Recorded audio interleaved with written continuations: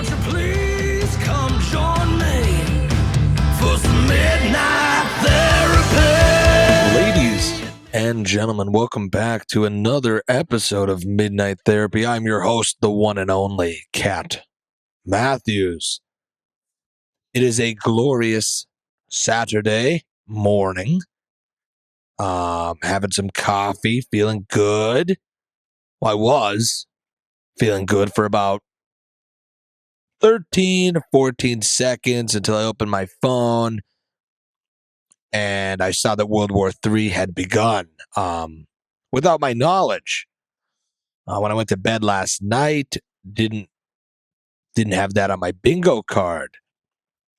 And I even prepared this podcast. I was going to do one during the week, but I said, might as well wait till Saturday, get back on that Saturday weekend track. You know, I know we've been off kilter a little with these episodes, and I know you're probably just sitting around waiting for me to post, my loyal fans.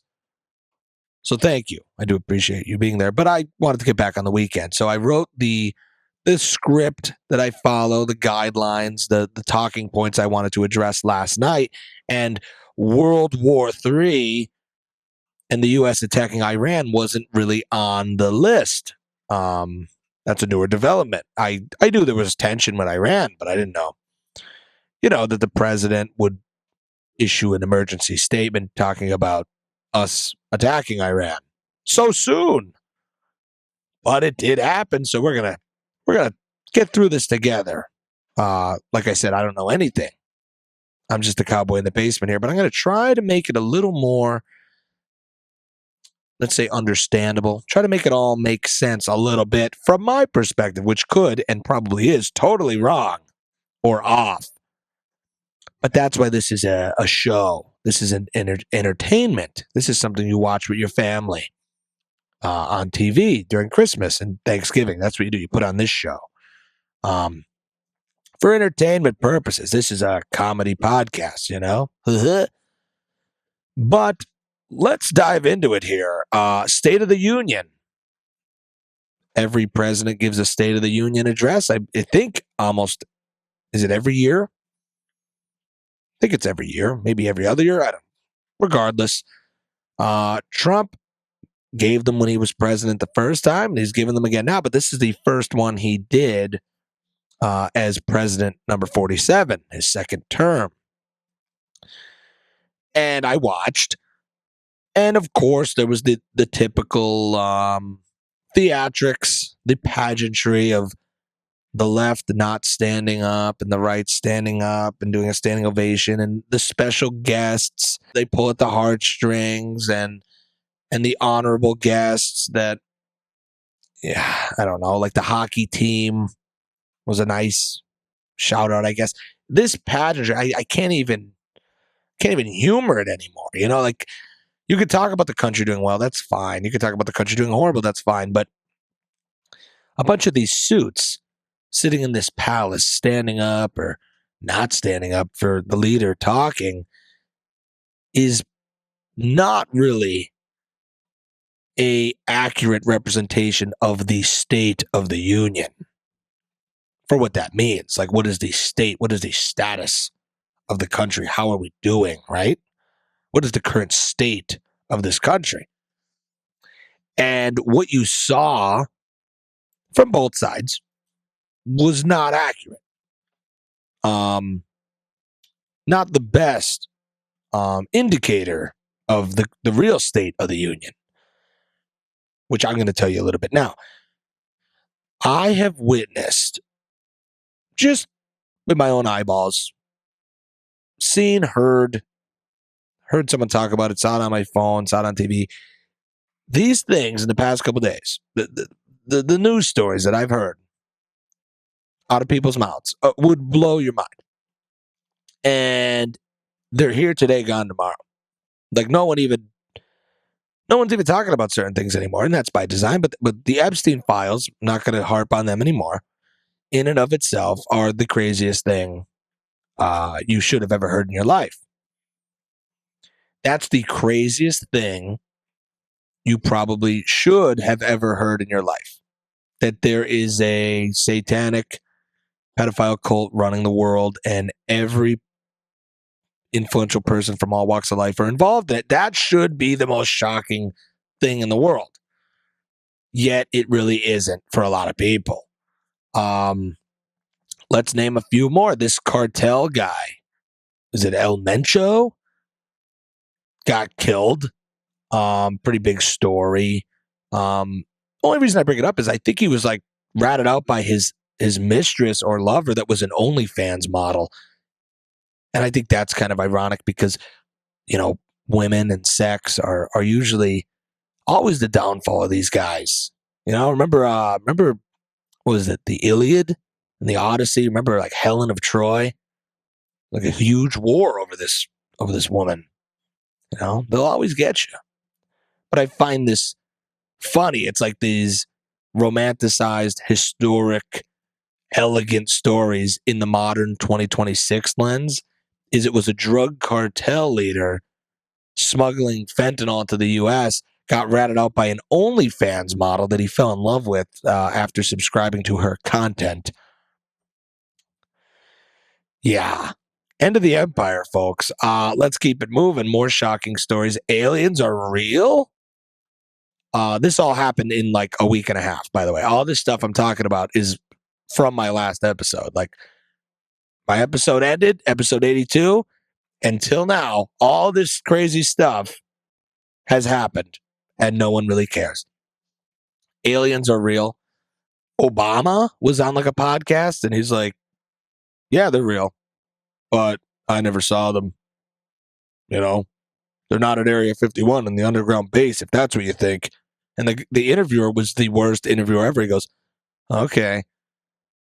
Anyways, next question. Do you like chocolate ice cream or strawberry ice cream? Like, how did you not follow up with the ex-president of the United States admitting that aliens were real? What does that mean?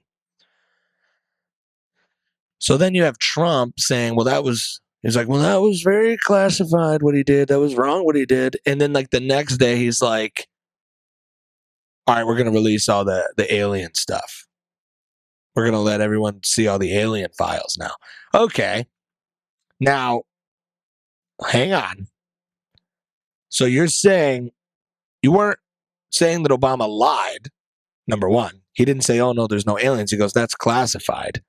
And he got a little salty. And then the next day he goes, all right, well, how about I release all the alien stuff? But okay, but what about like the Epstein stuff? Like, I get aliens, very shocking. But is this the time? Is this the time and the place? Like, let's slow down here. Let's unpack what we have to unpack first before we bring the aliens into this. And then they released this steampunk spaceship. Did you see that? Some like, was that movie Meet the Robinsons? Was that the movie? The robot movie? The time travel robot movie? It looked like something out of that. It looked like, I don't know, like steampunk era, 1950s radio part spaceship. It didn't look, I don't know. But they released that. That would normally shock the world if the president said, all right, there's aliens. And then the current president was like, yep, we're going to release all the alien stuff. And then there's a picture of a spacecraft. That would normally shock the world, but it doesn't. Did you notice that? No one's discombobulated at all. That's a great segue. Trump also admitted a couple weeks back, I forgot to mention this on an old episode, but he said that we used this sonar weapon on the Venezuelans, and he named it because it had a name, but Trump's like, I got a better name. And he called it the discombobulator. Do you remember this? He goes, yeah, the weapon is the discombobulator because it discombobulates people. And the interviewer went, oh, nice. So where are you going for lunch? He goes, maybe McDonald's. And everyone moves on with their life. That would normally freak people out. 10 years ago, if the president said there was a gun or a weapon called the discombobulator that discombobulates people with frequency, I think that'd be a little shocking. Let's keep it moving. Ellen DeGeneres is a cannibal, I heard. I don't know if that's true. They're saying she ate a woman? Was it her ex-wife? I don't know. I never really paid attention to Ellen much, but maybe something in the files. I don't know. Someone's saying there's proof that she's a cannibal. Is that not a little weird? I don't know. Jim Carrey is like a clone That's another news story I heard this week. I looked at it. It didn't look like him. Different color eyes, different face. He looked like a woman of some sort. A little. But it was like uncanny valley. It looked enough like him where it's like, well, you kind of look like Jim Carrey, but it didn't look like Jim Carrey. Now, granted, Jim Carrey, his face is very animated. He plays a lot of different parts. You know, he was the Grinch. Very exaggerated facial features. I don't know. Maybe he's just getting older. Maybe he got some Botox. I don't know. I heard that Mariah Carey is in a satanic cult, and her deceased sister warned everyone about it a few years back. That story resurfaced. That Mariah Carey, the woman that sings the Christmas song that everybody loves and hates, is a Satanist. Kind of a crazy story, right? The president, Donald Trump, had his third major assassination attempt at Mar-a-Lago. And these kids, they're all like the same. These men, they're all like the same archetype of person. Does that make sense? Like, look up that guy that tried to assassinate Trump recently at Mar-a-Lago, and then look at the Thomas Matthew Crooks guy from Butler. Like, they're kind of like the same person. What is that, though? I really can't put my finger on what that is. Some would say like incel, frustrated, weak beta guy. That's what a lot of people say. I would say MK Ultra sleeper cell. Easy to manipulate, not a lot of stake in the game. Spends a lot of time on the internet. You get a little fed on the chat bot. You get the fed making him feel special and cool, pretending to be some gamer girl, saying that would be really cool if you took a stand. You know what I'm saying here. But there is a type. Look into it. Look, even Charlie Kirk's guy. Look at that. He was his roommate was like a furry. I don't know. There was this other one. What was the other one? Rhode Island. That they call it the Rhode Island trans shooter. I didn't make up that title. That's the media. The media wrote it many times. The Rhode Island trans shooter, and he didn't shoot trans people. He was trans. Look it up. He kind of looked like Sammy Hagar. Not to be rude at all. He was very jacked. What's odd is people are getting so confused now. Like, this guy was very confused. Obviously, if you wish to cause mass harm on people, you're very confused. I think it's fair to say that, I mean, not to be offensive, but if you are not sure on your gender, maybe you're a little confused too, just by the definition of what confused means, right? Like confused, like unsure, right? In and of itself, this guy's already, pretty confused. And then it comes out that this guy had like a Nazi SS tattoo on his arm and like a whole sleeve of like Nazi stuff. You got to be a little confused. You see what I'm saying? People are very confused. I think that's part of the plan. I think the powers in control of everything kind of want you to be confused. But that guy or whatever he was the definition of a confused person. See what I'm saying? All these stories, you would be like 10 years ago, you'd be like, what? No way. What did he just say? It's like, yeah, but this is already old news now. I'm giving it to you and it's old news. They're looking at the correlation there, though. There seems to be an uptick of trans shooters.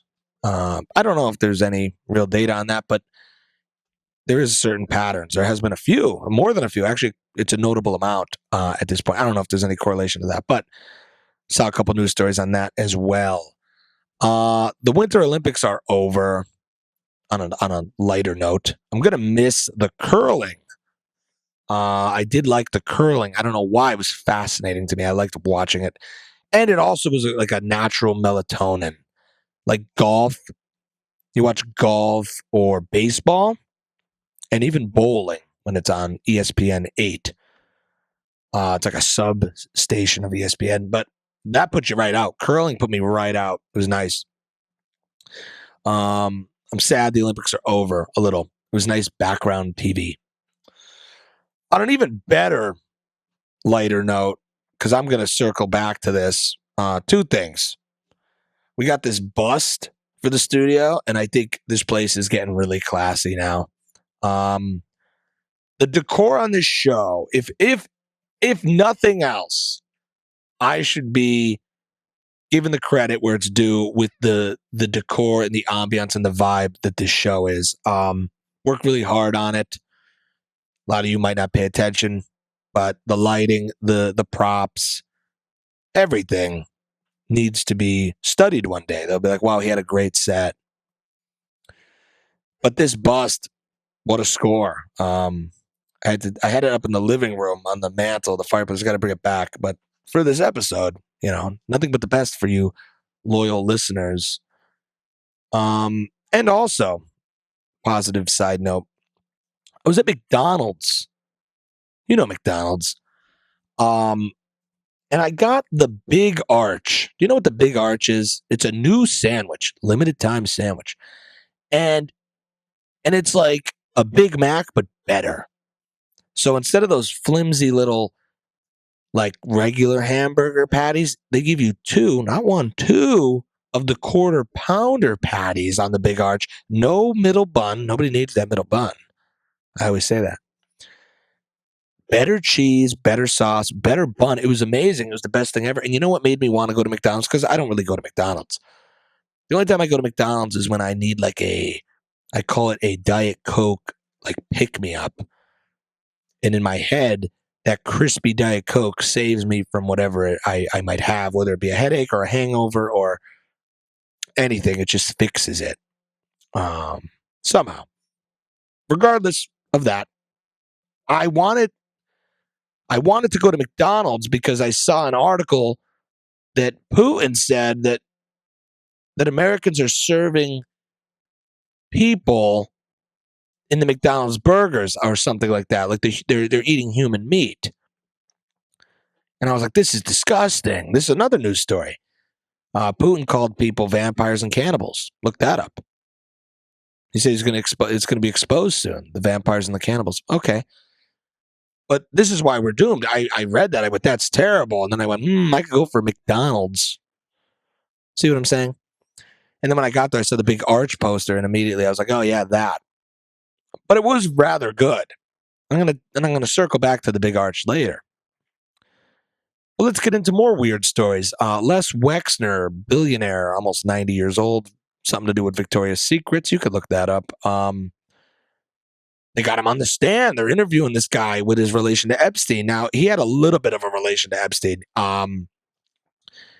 He gave Epstein a mansion in New York. I think it was the largest private residence in New York City. He gave it to him. And he also made Jeffrey Epstein power of attorney, which, if you don't know, means he controls all of his money. He gave Epstein the power to control all of his money and all of his investments. Yet when this 80-year-old man was interviewed, he was like, well, I didn't really know him that well.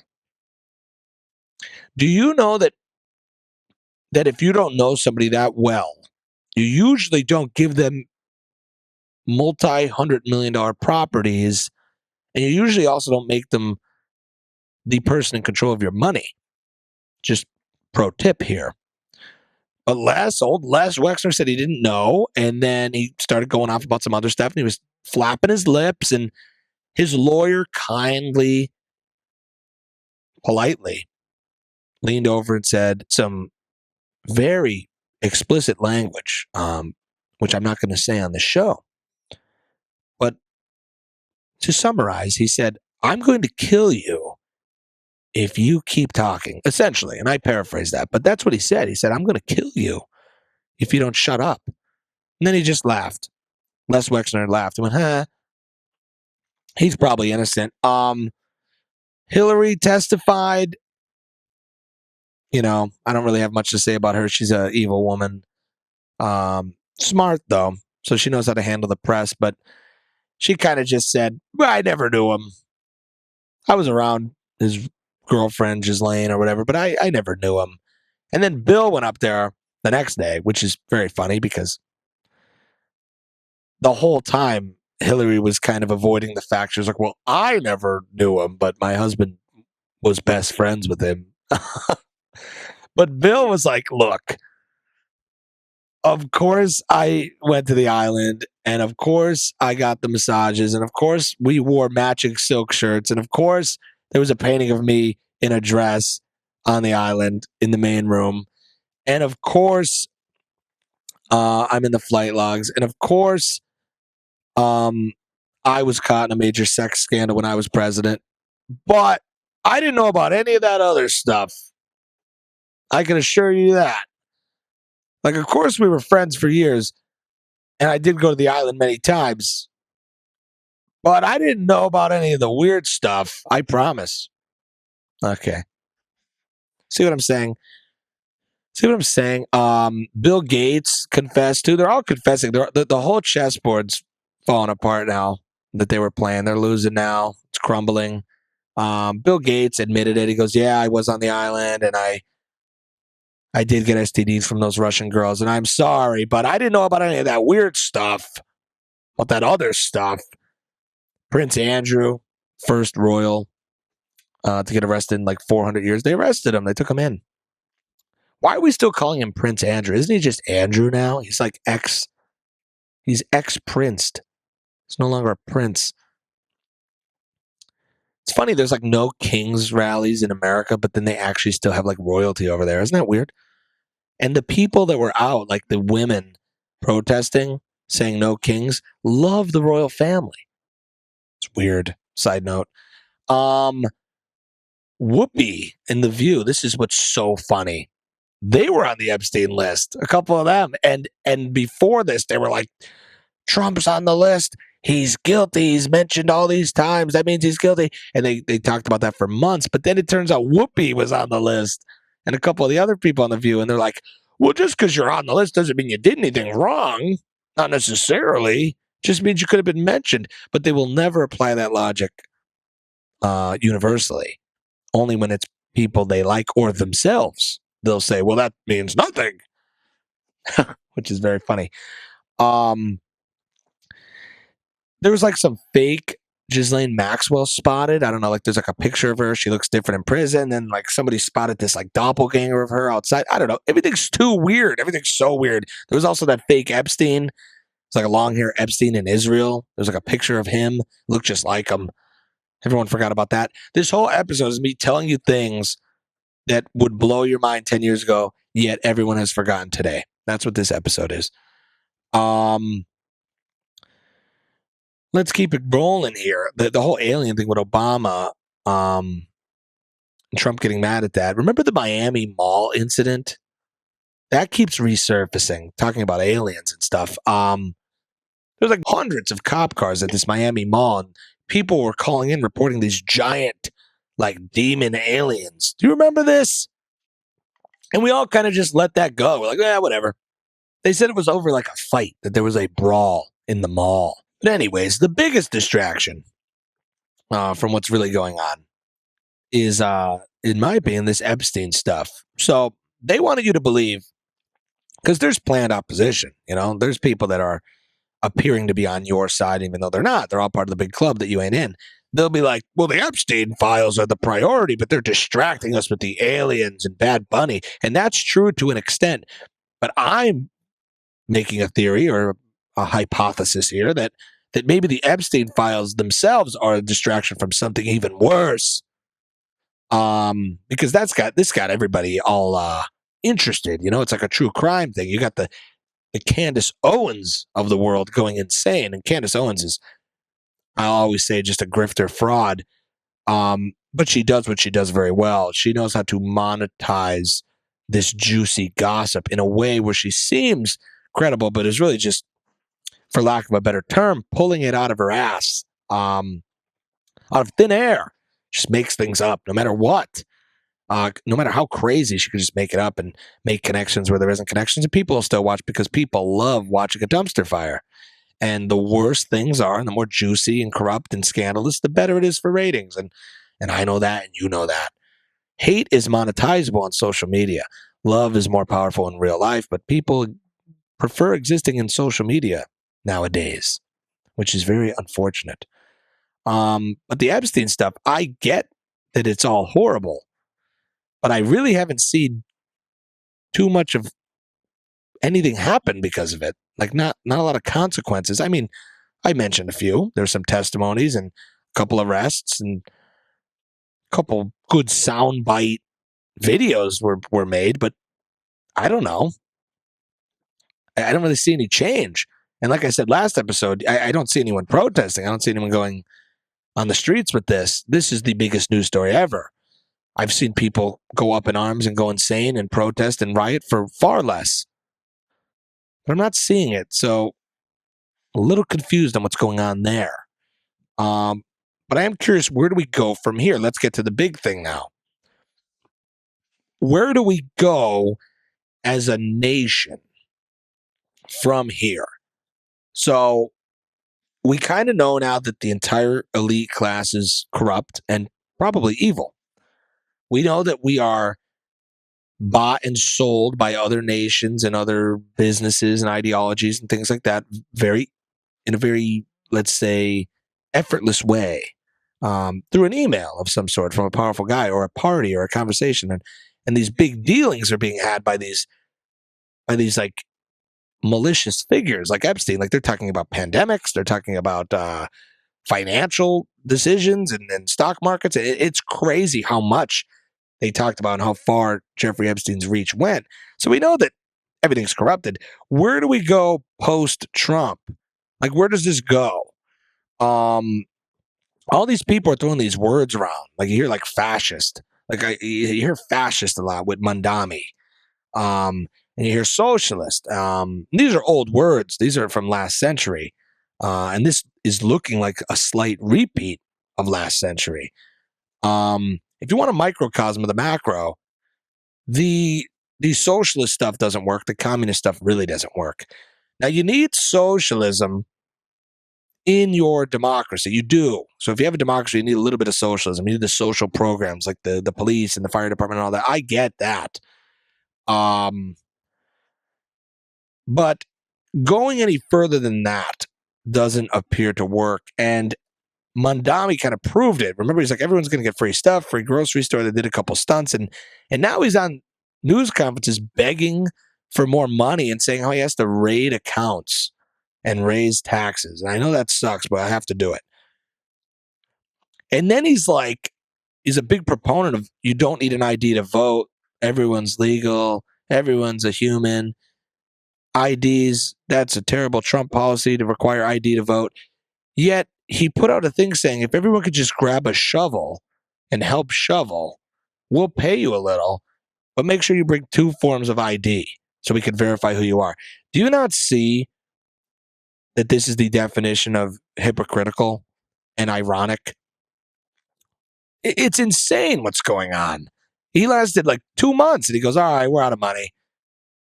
We need more money to do all this stuff we promised. And your rent's going up, and your taxes are going to go up. And I'm sorry, but we also can't remove the snow. So if you could come shovel the snow, that would be nice. But make sure you have 2 forms of ID so that we could pay you. Would you ever believe any of this stuff 10 years ago?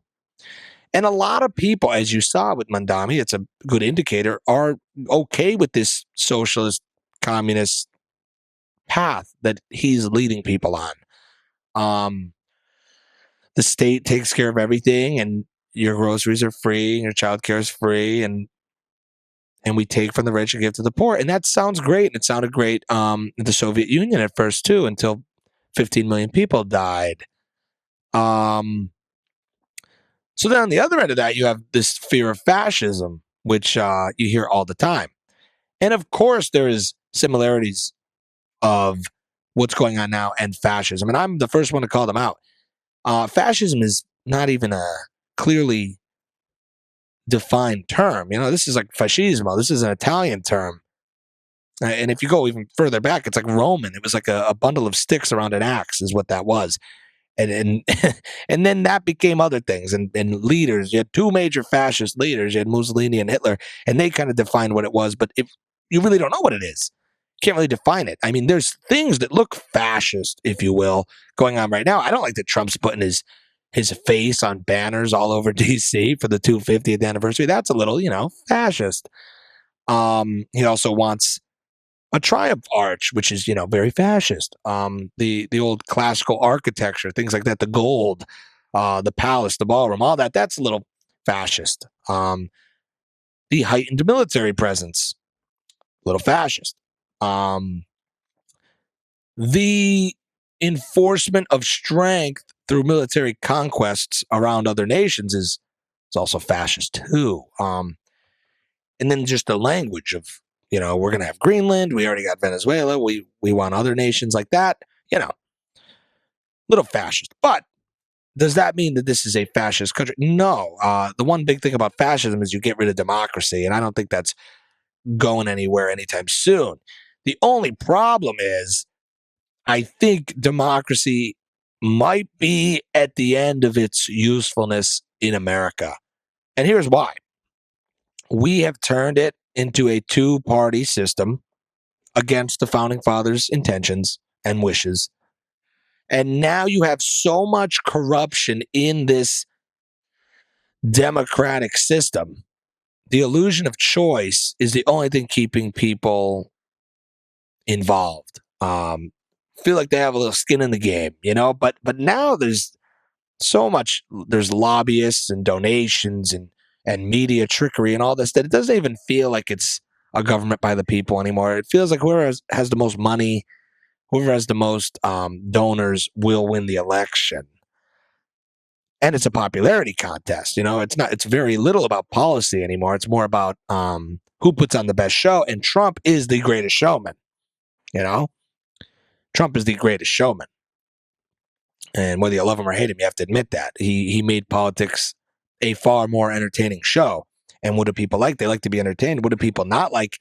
To inform themselves on things they're uninformed about. So nobody really wants to learn from the past or the present. They just want to be entertained a little longer. So I don't know what goes on after Trump. I don't think the left has anyone that's going to be comparable. And if they did, they should bring that person out now. 3 years till the election. You had 4 years. Soon enough, you're going to have a year. And you can't just stick a unlikable Gavin Newsom in there or a Dwayne The Rock Johnson and go up there as a vapid, empty vessel and convince the population that that's better than Trump's pick, which will probably be a J.D. Vance. I just don't know where we go from here. I really don't. And I do have a theory, though, and I'm going to say it. I don't know if there's going to be elections after this. I don't know if there's going to be elections the way that we have seen in the past. And everyone goes, what are you talking about? I hear people say that. They go, what do you mean there's not going to be an election? I really don't think there's going to be an election. Go look back at every empire in the world. France, Greece, Italy, Germany, Russia. Look at all of this. All the people that have tried to take over the world. It starts off almost like a republic or a democracy and turns to an empire, which is usually a totalitarian dictatorship because of a time of war. And what happened this morning? It appears to be a war of some sort that's a little bit bigger than some of the other little things we've seen in the past, a little bit bigger than Venezuela. I think this might be a turning point where this becomes war and Trump becomes a wartime president. And with a wartime president, you could declare certain things like martial law and you could stay in office indefinitely. Do you think the guy was going to build the gold ballroom and the arch and destroy a whole wing of the White House just to let someone else enjoy it? Or do you think that's him saying, I'm here for the long haul? Think about this. Now, I'm not saying this is good or bad. I'm not giving you an opinion at all. I'm just telling you what I think is going to happen. It's up to you to decide if you think this is good or bad. And if so, what do we do about that? How do we mitigate this? Now, this Iran thing, I understand it's difficult because you don't want to see 30,000 innocent people getting slaughtered by a regime.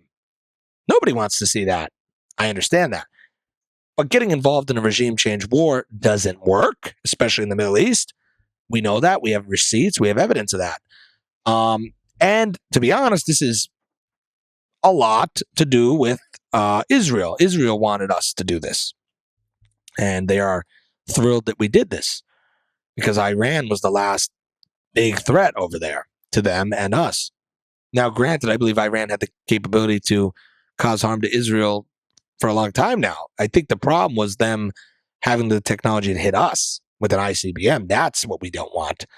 We don't want them to hit Israel either, but we really don't want them to hit us. And we've been going back and forth with Iran for years now, but now it's really on. Like Trump kind of declared the war on them now. So I don't know.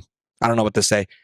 The same people that are upset about the Iran situation were the same people that had Ukraine flags and saying, I stand with Ukraine, as we shipped tons of weapons over there to fight Russia. I'm just saying, we didn't like when Ukraine got treated bad.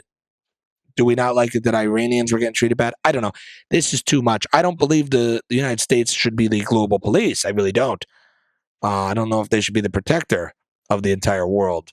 It's too big of a burden to bear. No one nation can do this. Who's going to protect the protector? That's a great question. One day when we need it, I don't know if anyone can. So I think this is our time. 250 years old. It's symbolic. The country is almost ready to probably lose the plot, if you will, and maybe turn to a different system of government. I don't know. That's what it seems, though. This seems to be more of an ideological war. This is not really Democrat or Republican anymore, because I'm going to tell you, nobody cares about the Democratic Party anymore. Nobody cares about the Republican Party anymore. There is no Democrat-Republican Party anymore. The Democrats don't even know what they stand for, and the Republicans are dead in the water. Trump is the party. It's like the MAGA party is the party. The GOP is, I don't know anyone that thinks the GOP is making a comeback. So it's more of like the Democrats are liberal and the Republicans are conservative, and it's a battle of conservative versus liberal. And whatever party they associate with is irrelevant.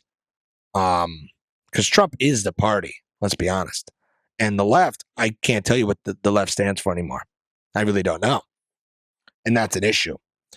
But you are looking at an empire in decline. That's what you're looking at. Don't be fooled. Don't think that things are anything but that. When you invade the world, you invite the world. That's why we have a migration issue here. Rome, if they talk about their downfall, ancient Rome would say barbarians at the gates, which meant people. They called barbarians anyone that did not assimilate to Roman culture. A lot of people came in. They didn't assimilate to the culture. They didn't pay the taxes. They didn't upkeep and maintain the systems and the infrastructure. And there were more people doing that and less people maintaining. And eventually it collapsed. And the old quote, the world is littered with the ruins of empires that thought they were eternal. We're going to be the next one if we keep it up. China will probably be the next big world power. That's number one after our empire does its thing. And I don't know what it's going to do. I mean, if we look to the past and it's going to go fascist or communist, it's probably going to go fascist first, if anything. The communist thing, I mean, we saw so many microcosms in the United States of it not working. California to be one, and New York, the new example, and Minnesota is another example of these policies not working. Just giving out free money to people does not work. A lot of fraud, a lot of problems. If you want the best example, just look up the Soviet Union. That'll tell you why it didn't work. And if you want an example of why fascism doesn't work, you could look back in your history books of Italy and Germany in the 1930s. But this is America in the mid to late 2020s. Where do we go as a young nation, 250 years old? Where do we go? It seems the lines are so blurred and the illusion of choice isn't, I don't know, working anymore, it feels. The founding fathers, when they invented that, they thought everybody was going to be a critically thinking, sophisticated person that had stake in the game, that might have had to go get drafted to war and defend the country, and that's who had voting rights, and people would be honored to have those voting rights, and they would pay attention and study history and pay attention to politics. Most people today, they're consumed by other things. They really don't care. It's like 1/3 of the population votes. And women typically aren't super interested in politics. Like, let's be honest, and that's half the population also. So I don't know if I think the system was the best. And democracy is the greatest system. But where it goes wrong is the two-party system and every vote meaning the same, but not everybody cares the same. See what I'm saying? So, like, some people might really care and be really informed, and the other people might make their mind up as they're walking in to vote. See, that's the thing. Or they might be impressed by the pageantry or the slogans or something and not really understand the system and what's going on. So I don't know. I don't have a lot of optimism going forward here. But this war with Iran is a turning point. And you're hearing it here first, day one. I woke up today, like I said, and that was the first thing I saw. I was like, wow. Didn't even open my eyes, and World War III might have started. Crazy. But my only advice is realize that we can't really change anything about what's going on here. You can pay attention to it. You can be informed about it if you find it interesting or you find yourself inclined to, but we're not going to change it. We're not going to change this. All you can do is worry about your own little world, like I always say. So my advice is go out and get yourself a big arch from McDonald's. It's phenomenal. What a sandwich. Because you can't worry about a past that was bad, and you can't be worried about a future that might be bad. You got to worry about the present that could be good. And that's it. There is no past. There is no future. Past and the future. The past is the present that once was, and the future is the present that will be. But right now, you're in the moment. You should go get yourself a big arch. Try it. Let me know what you think. World War III might be here, but it doesn't mean you can't go get yourself a big arch. I don't really know what to say. I'm going to tell you this. It's not good. None of this is good. And this whole episode in the beginning, I was saying all these things that happened that people shrug off because no one's really paying attention. I don't think people have the capacity to pay attention. Such a fast changing social media world that how are you going to remember all this stuff and how are you even going to process it? Most of this stuff would be unfathomable 10 years ago. And now it's already old news after a day. So stay informed, don't drive yourself nuts. Get the occasional big arch and enjoy yourself, but also know that World War III is probably going to start. And also know that a lot of that stuff is not normal, even though they try to convince you it is. This episode is brought to you in part by Three Saints Barbershop and Jack's Pub and Eatery, located in the heart of Jessup, Pennsylvania. Also, Picardo Jewelers. Great to be back. Sorry about the rants and the randomness. I was all over the place today, The world is all over the place. I'm just the cowboy in the basement giving you a message, translating it for you in a language that maybe you'll understand or maybe you won't. But again, don't let it get the best of you. Enjoy your life. You can't change it. But just know the trends. Pick up on the patterns, Let me know in the comments about the big arch. Somebody in the comments a couple weeks ago told me in one of my shorts, told me to sell my gold chain and give the money to starving children. And I told him I would, but this chain was like $1.40 at the closing Party City, so I don't think it's worth anything. It is plastic. But I do like that you're commenting. Please comment more, okay? I like the engagement. As always, stay curious, my friends. Good night.